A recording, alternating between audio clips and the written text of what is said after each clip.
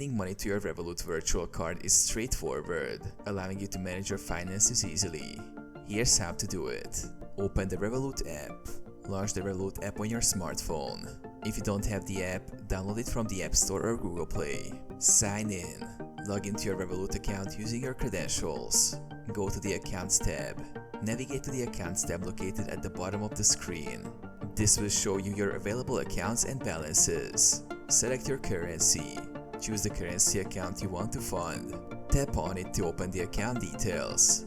Tap Add Funds. Look for the option to add funds or top up your account. This may also be represented by a plus sign. Choose your funding method. Select your preferred funding method, such as bank transfer, debit or credit card, or other available options. Follow the prompts to enter the required details. Complete the transfer. Confirm the amount you wish to add and complete the transaction.